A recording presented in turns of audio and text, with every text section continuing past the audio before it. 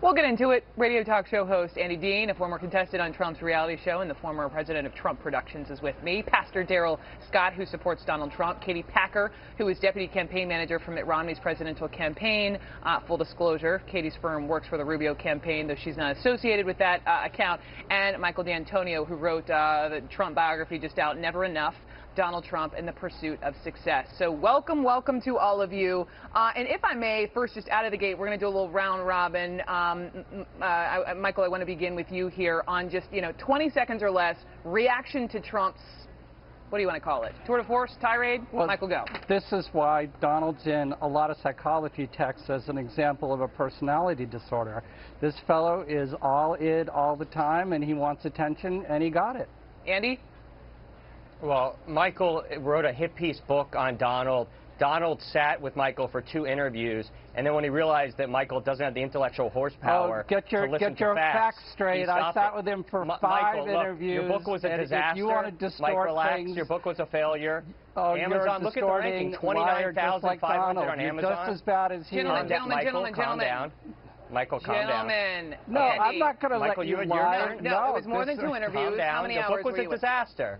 What? Okay. The book is a disaster. Okay, let's move off the book. The book was a sales disaster. Andy, I don't want to be president of the United States, Brooke. Donald Trump wants to be president of the United States. Let's talk about Donald Trump. Okay, Andy, Brooke. you thought he was joking last night, right? That was a joke.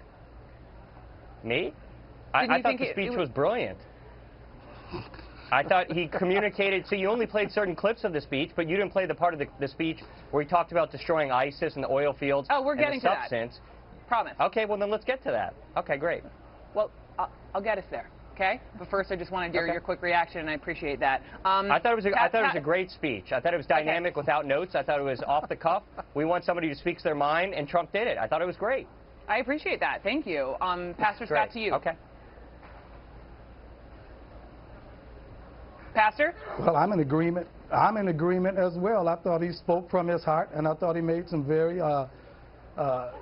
truthful statements as far as what he believes to be the validity of that biography. And to be honest, I share some of the same thought processes that he articulated. I mean, the story sounds a little far-fetched. It sounds as if it was embellished somewhat for the sake of book sales.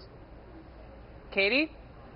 Well, I don't think you necessarily have to believe Dr. Carson's version of what happened to be able to watch that speech and know that Mr. Trump really should get back on his meds. He does have some serious issues that he needs to deal with. The people that support him tend to be people like Andy that have collected a paycheck from him. But I don't think that people beyond the 22% that are already in his camp are going to look at that and think this is a guy that should have his hand on the nuclear codes. Okay, let me respond we're if I could. We're across the spectrum. Andy, you can respond, but let me just also come to you first here. But because as a Trump supporter, and listen, the fact that he was in Iowa, where Carson is clearly giving him a run for his money, that's not lost on me. But his language. The language, he said to people, how stupid are the people of Iowa in this country to believe this crap?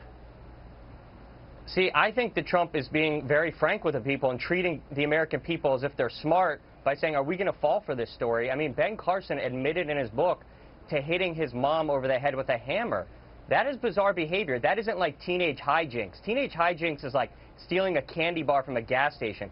When you hit your mom with a hammer, that shows somebody with severe mental instability, and Donald is letting the people know about what is in Ben Carson's book. There's nothing bad about that. He's telling the truth. A lot of us have had the same questions about Mr. Trump and his supporters. Well, Trump never hit his mom with a hammer, I'll tell you that. No, but Donald's record of lying is at least 30 years long.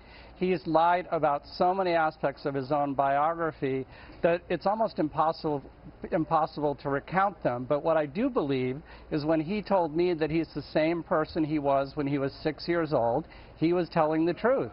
This is a guy who hasn't matured since first grade.